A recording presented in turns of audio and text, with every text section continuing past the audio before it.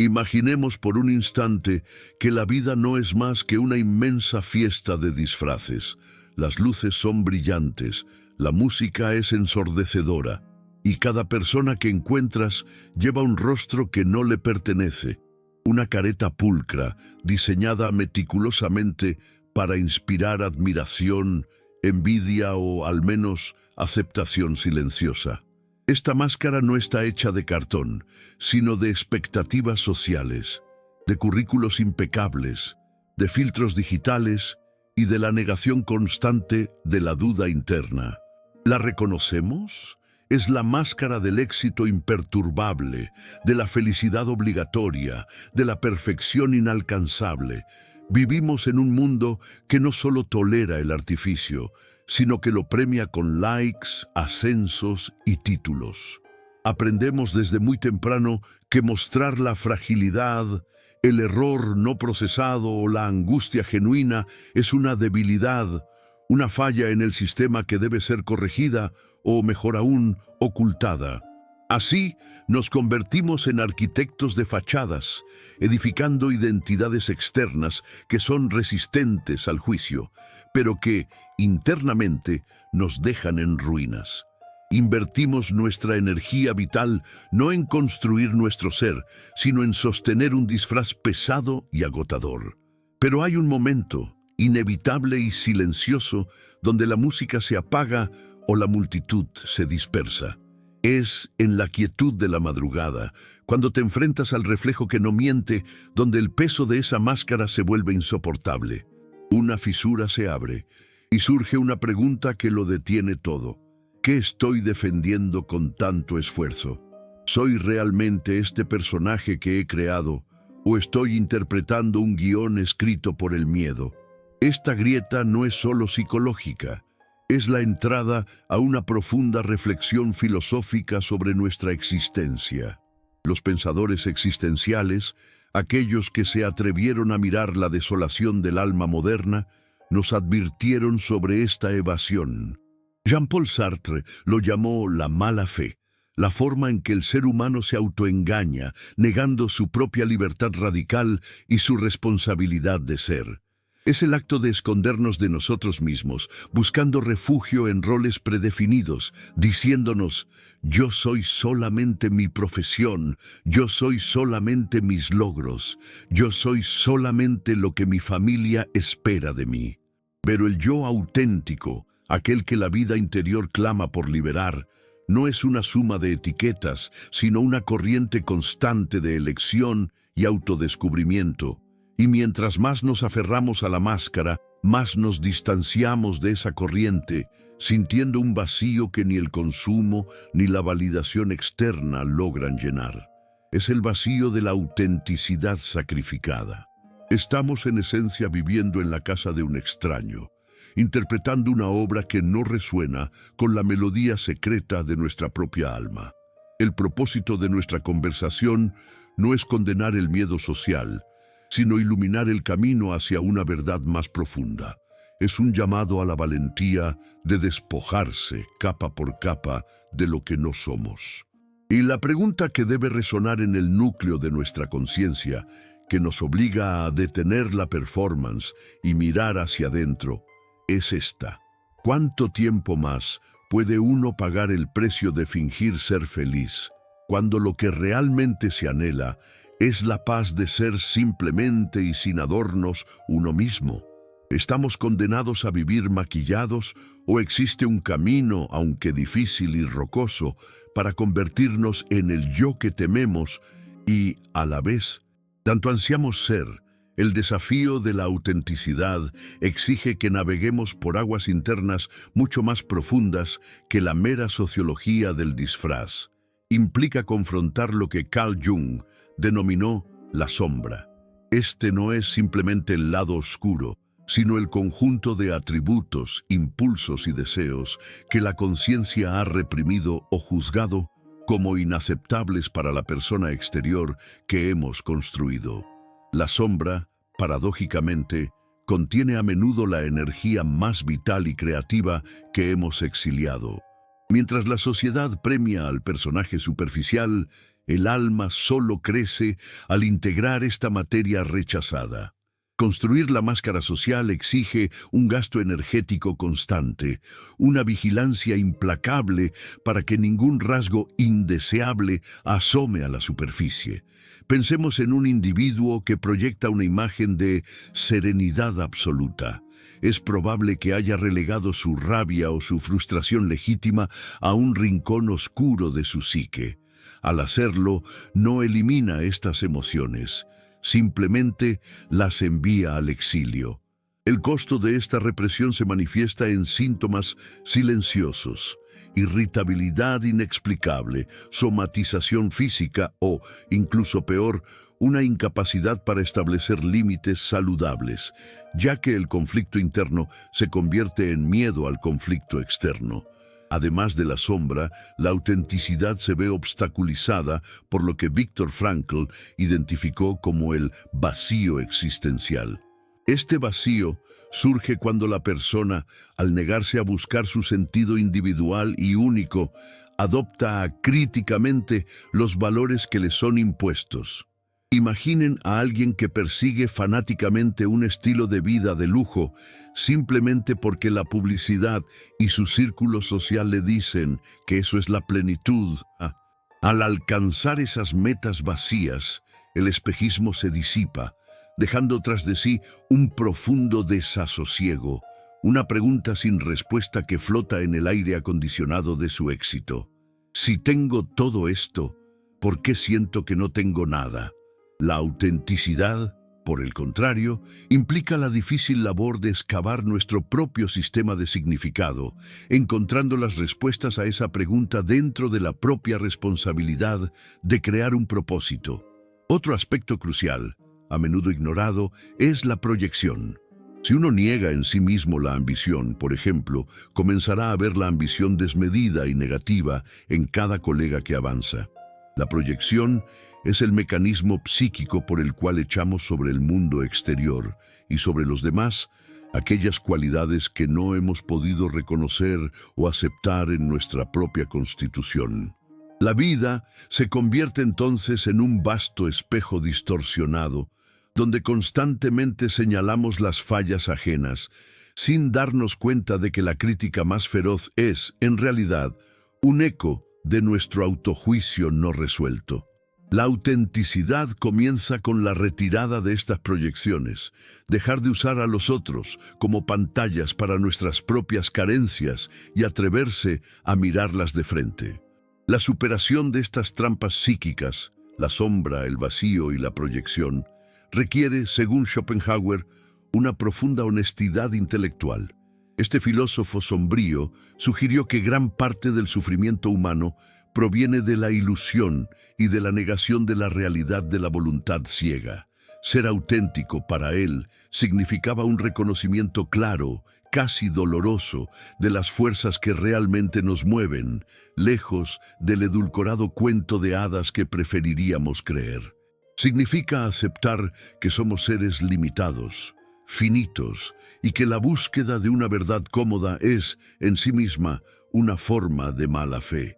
Al avanzar en esta comprensión, el individuo comienza a notar que la autenticidad no es un estado de beatitud constante, sino un proceso dinámico de ajuste. No es la ausencia de miedo o duda, sino la disposición a actuar a pesar de ellos. Es elegir, una y otra vez, presentarse al mundo con el mapa incompleto del propio ser, sin la necesidad patológica de aparentar que ya se tiene todo resuelto. Este es el acto de rebeldía más íntimo, negarse a convertirse en una fotocopia y en su lugar aceptar la tinta borrosa y única del manuscrito original. Una vez que se integra la sombra y se asume la responsabilidad del sentido, el peso de la máscara se desvanece no por rechazo, sino porque, sencillamente, ya no hay nada que esconder. Este es el primer paso hacia la libertad real. Al reflexionar sobre este recorrido, comprendemos que el verdadero agotamiento existencial no reside en el esfuerzo de vivir, sino en el monumental trabajo de sostener lo que no somos. Hemos pasado demasiado tiempo en el escenario de las expectativas, interpretando un papel que, aunque socialmente aceptado, nos despoja de nuestra savia vital. La energía que dedicamos a la vigilancia constante para que la sombra no asome es la misma energía que nos falta para crear, amar con profundidad o perseguir aquello que genuinamente da sentido a nuestra existencia.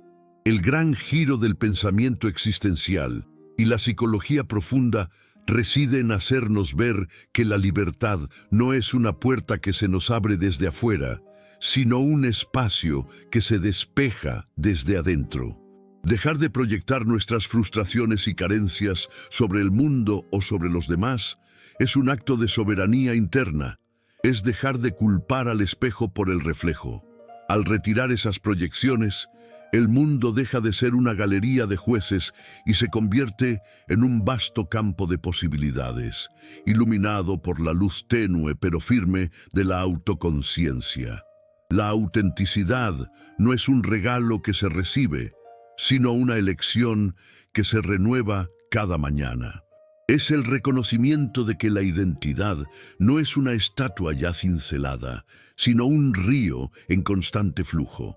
Cuando abrazamos las partes que hemos escondido, nuestro miedo, nuestra rabia, nuestra imperfección, no nos volvemos monstruos, sino seres completos.